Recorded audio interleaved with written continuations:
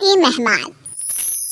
सिमर की सास की सारी जिंदगी किराए के मकान में ही बीती, लेकिन जब बेटा कमाने लायक हुआ तो उसने अपना बड़ा मकान बनाया। क्या है माँ, इतनी लंबी लिस्ट मेहमानों की? गृह प्रवेश है सिर्फ, शादी में तो तुमने इन लोगों को बुलाया ही था ना। अरे बेटा, तुम्हारे पिता और मैंने तो सारा जीवन घर नहीं बनाया, ये सोचकर कि पैसा घर में लगा देंगे तो तुझे कहाँ से पढ़ाएंगे। अब बेटा, घर जैसी खुशी में मैं उन लोगों को कैसे भूल जाऊं जिन लोगों के साथ मैंने पूरा जीवन काटा। तभी वहाँ बहू आ जाती है। क्या माँ जी, कैसी बात कर रही हैं? बुआ जी, चाची जी, उनकी बेटियाँ, ससुराल वाले सभी तो आ रहे हैं। मैंने उनकी लिस्ट सुमन से पूछकर तैयार कर ली है। हाँ बेटा, ये लोग तो रिश्तेदार हैं, इन लोगों को तो बुलाना ही है, लेकिन जिन लोगों के साथ मैं किराए के मकानों में रही, वो मकान मालिक, वो पड़ोसी, उन्हें कैसे भूल सकती हूँ? माँ, लेकिन वो नीलम आंटी को तो मत बुलाना, बड़ा ही लो स्टैंडर्ड साउंड करती है वो। हाँ माँ, और वो किरण को भी। उनका पति और बेटा खाते कितना है? और नहीं तो क्या, शादी में भी 2000 रुपए वाली प्लेट में दनादन खा रहे थे। माँ कुछ नहीं बोलती, कमरे में चली जाती है। तुम्हारी माँ की तो चोचले ही अलग है, न जाने लोगों को क्या बताना चाहती है। अरे आस पड़ोस को तो ऐसे पूछ रही है जैसे कि रिश्तेदार। हाँ, जानता हूँ माँ को, वो किसी से जुड़ती है तो दिल से जुड़ती है। वैसे बात करता हूँ उनसे। सभी अपने अपने काम में लग जाते हैं। सास को नींद आ जाती है और वो सो जाती है। लग रहा है कि गुस्सा होकर सो गई। कपड़े भी अपने बाहर फेंक कर गई है। बहू है ना, नौकरानी जैसी, कर लेगी काम। बड़बड़ करती बहू सास के कमरे में जाती है और कपड़ों को उनकी अलमारी में रखती है कि तभी उसके हाथ में एक एल्बम और कुछ खत लगते हैं। अरे ये क्या है? बहू एल्बम देखती है जहाँ नीलम आंटी और सास के साथ छोटा सा उसका सुमन खड़ा होता है। इनके बचपन की फोटो। वो सारी फोटो देखकर जब खत को खोलती है तो वो किरण का होता है। बहू खत पढ़ने लगती है।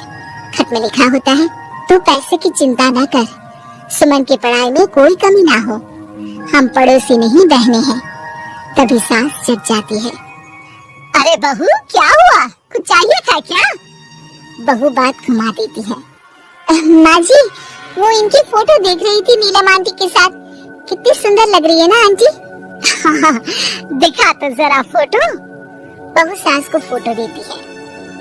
सास फोटो देखकर कहती है, याद आता है, तेरे ससुर जी तो थे नहीं, काम के लिए 10 दिनों के लिए शहर से बाहर गए थे। जब बेटा होने वाला था तब नीलम आंटी और अरुण अंकल ही थे। आंटी बेचारी रात भर मेरे साथ बैठी रही तो अंकल भाग भाग कर दवाई का इंतजाम कर रहे थे। बेटे के होने के बाद भी जब तक मैं घर नहीं आई मेरे पास ही रहे। रिश्तेदार तो आए थे मुंडन में 10 दिनों के बाद। बहू सुनकर खुश होती है, तभी नजर खत पर पड़ती है। माँ, ये किरण आंटी को अपने पैसे वापस कर दिए?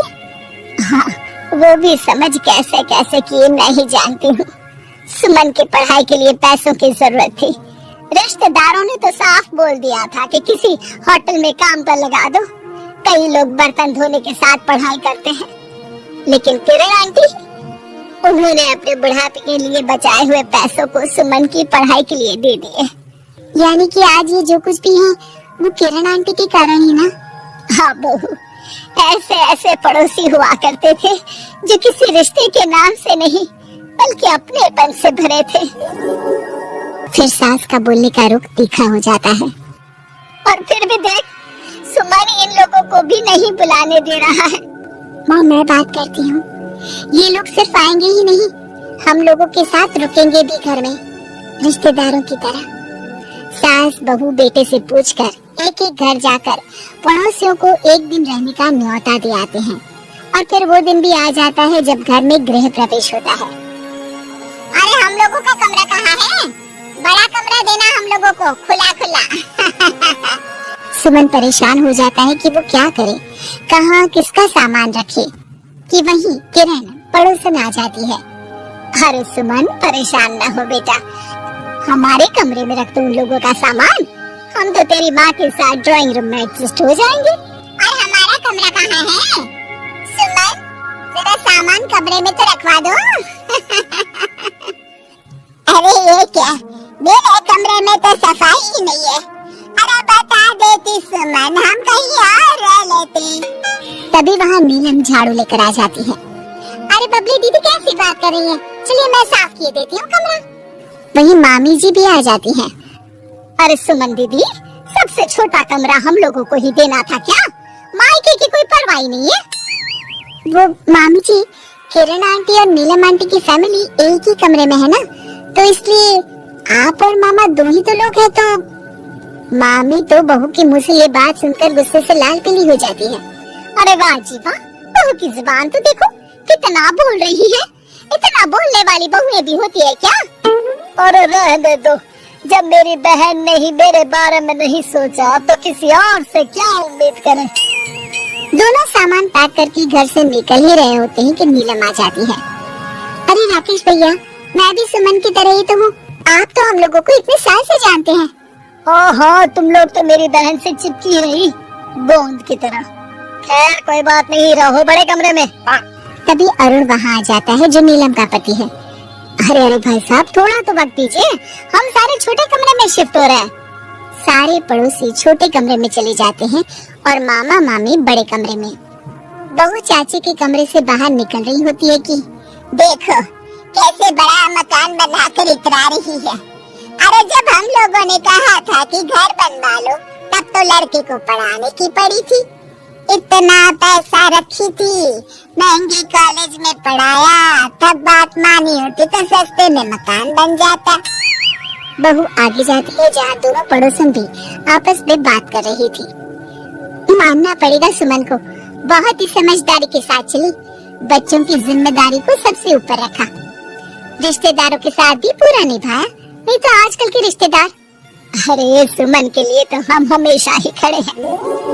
बहू तभी मामी के पास जाती है जहाँ वो मामा से कह रही होती है, बस अब आ गए इसके घर, अब तो ये रो रो कर भी बुलाएगी तो मैं ना आऊं।